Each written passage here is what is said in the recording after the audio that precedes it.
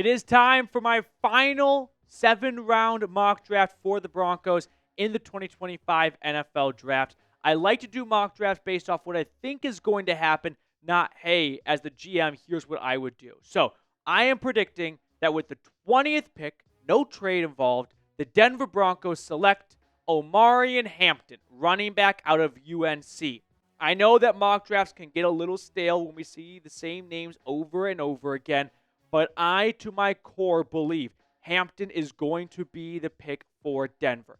He comes off back-to-back seasons with 15 touchdowns. There were concerns about whether or not he could sustain the success he had in 2023 without Drake May as his quarterback, drawing so much attention in 2024.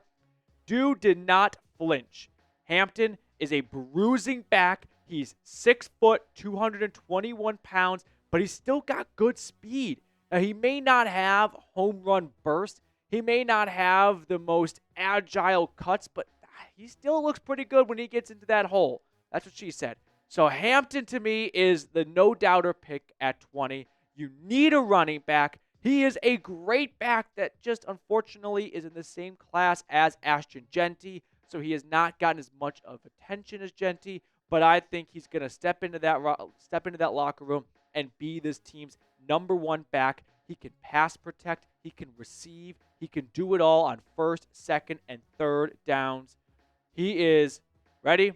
Omarion Hampton, you are a Bronco. I'm making my pick right now. I'm planting my flag. I believe this will be the pick at number 20.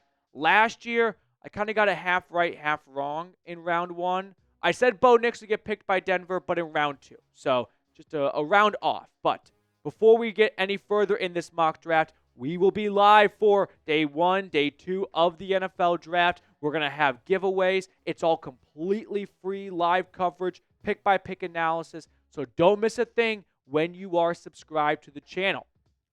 Now, with the second round pick for Denver, I go with Tyleik Williams, defensive tackle out of Ohio State.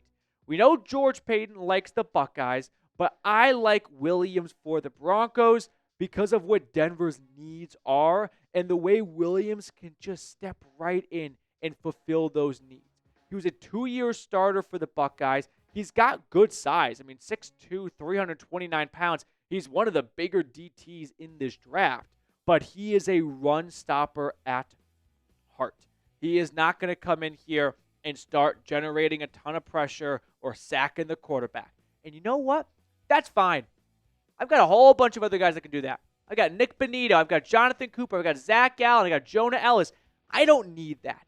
What I need is to make sure the Bills' playoff loss does not happen again because Denver gets ran over. And Williams is arguably the best or the second or third best pure run stopper in this class. And I feel that with DJ Jones at 30 years old, it's a good time to start replanting some seeds on the interior defensive line and getting some youthfulness injected into that spot. Because look at the top 4 guys from that rotation last year. Zach Allen, DJ Jones, John Franklin Myers, Malcolm Roach. All of them on their second or third contract. 3 of them are entering contract years, right? Only Jones is locked up past 2025. So Tyleik Williams is going to come in and he's going to help stop the run. He may not have a huge role in his first season for Denver. That's fine. I've got 4 guys who are, ready to roll right now. But I'm thinking a little bit long-term for the Broncos at, sure, not the sexiest position, but a very important one. Now, with my round 3 selection, I go with Savion Williams, wide receiver out of TCU. So a little bit of background on Williams. One, he's one of the older prospects in this class. He's 23. He'll turn 24 halfway through the season. But that did not scare Sean off from drafting Devon Bailey, who was practically 30 last year. But what I like about Williams for Denver is he's got so much versatility to his game. I mean, the receiving numbers don't pop out to you, but he was used as a running back a lot last year as well. He had 51 carries for the Horned Frogs, 322 yards, 6 rushing touchdowns as well, and they even got him involved in the passing game a little bit.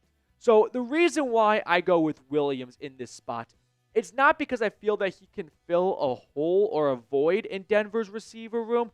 It's that I don't think it's a very deep receiver class. So you can either take a more traditional X receiver, slot receiver, who I think for what you'd expect out of round 3 is going to disappoint. Or you can get, I'm not going to say the J word, but like a Cordero Patterson, right? Someone who can line up in the backfield. Someone who can play receiver in a magnitude of positions. Someone who can step in and just be a Swiss Army knife. Give you a jack of all trades. And to me, I'd rather have a great jack of all trades in round 3 than a receiver who plays the position more traditionally, but is only going round 3 because it's not a very good receiver class, so everyone just moves up a little bit. If you take the receiver in round 3, like, I don't know, let's say Torrey Horton, Colorado State, all right? In last year's draft, he probably goes like round 5, which sounds dramatic, but do you think he would have gone before Troy Franklin? Because Troy Franklin went round 4. So I'd rather have an elite guy who may not have, a huge ceiling, just given the limited contributions a Cordero Patterson type Swiss Army knife can make. I'd rather have one of those that's elite than a guy who's got a round 5 grade on him, but he goes in round 3 because it's not a very good receiver class. Savion Williams, welcome to Denver. Now, before we look at the rest of my mock draft, big special shout out to a new sponsor here at the Broncos Breakdown, and that is House of Atlas. They gifted us one of their razors, and honestly, I'm kind of blown away. Not only does it look insanely sleek sitting in my bathroom, but it gives me an incredible close shave. Now, they're giving Broncos Country 15% off their first order when you purchase any razor kit and the before and after set, which includes the precision shave cream and calming aftershave with code CHAT at houseofatlas.com. Now, when you come back, because I know you will for the NFL draft, you're going to see my face looking baby bottom soft, and I'm going to feel it that way as well. Their aftershave is awesome. It doesn't burn like in Home Alone. It does have a nice cooling sensation, and it smells really good too. And now for a limited time, they are offering 15% off your first order when you purchase any razor kit and the before and after set, which includes the precision shave cream and calming aftershave. Use code CHAT at houseofatlas.com. That's houseofatlas.com with promo code CHAT for 15% off your new razor kit and before and after set. Stop wasting money and time on shaving products that don't look good, aren't effective, and cost way too much. Visit houseofatlas.com today. Trust me, you're going to enjoy it as much as I did. I put all that information in the comments and description of today's video. Moving on to round 4, where I go safety Billy Bowman. We got nice ebbs and flows here between offense and defense in this draft, but I decided to go with the OU safety, 5'10", 192 pounds, so pretty average size. Listen, he's not going to pop out when it comes to his athleticism. He's not like one of the freaks of this draft class, you know what I mean? But he does have a lot to like about his game. He's a little bit on the shorter end in terms of what a traditional safety looks like, but he's got great ball skills.